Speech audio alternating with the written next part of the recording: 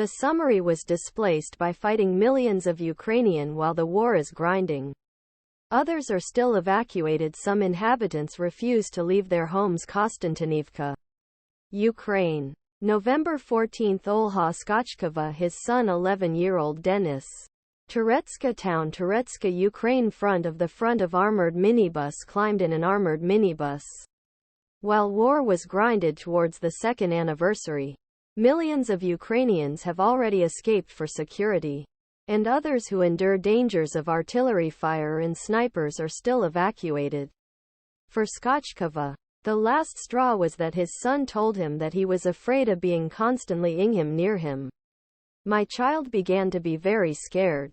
He was scary, he said. For many civilians who escaped from a shelter in Kostantynivka, which was about 7 kilometers from the front in the Donetsk region. His 69-year-old mother is behind. My mother didn't want to go. Skachkova said how she didn't want to be a burden on her daughter. Moscow refused to target civilians.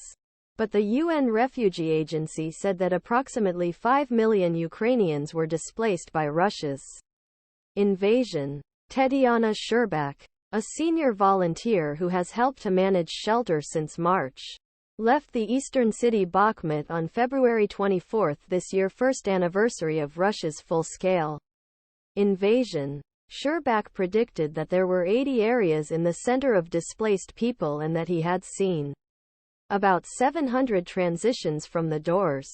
Families with children usually stayed a few days, finding permanent houses for older release and sometimes to stay for months. 16 Olha, a person from the town of Toratsk, reacts to Russia's Ukraine. Kostantynivka, Donetsk Region. The 13th of November, 2023. After being evacuated in a temporary shelter.get it, many, as they say, want to be close to their cemeteries near their relatives. They think they can return to their homes. Let me die here. I never thought I was going to go. I thought, let me die here. But if there is no one there, you cannot survive without others.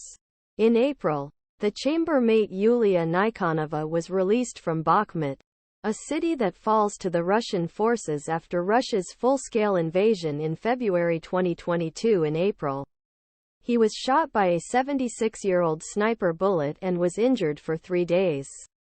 He was told that if he had stayed for 2 more days, he would die by Ukrainian soldiers who saved him. On 4th and 5th floors, walls between circles would fall like a domino. Dedi, he said, reminding horror of war that made most of Bakhmut into rubble. In the next door room in the center, Skachkova and Denys settled in their temporary homes while waiting for a more permanent accommodation elsewhere. Denys went to the other 2 children and said, let's be friends. Max Hunder and Ivan Lyubysh-Kirdey.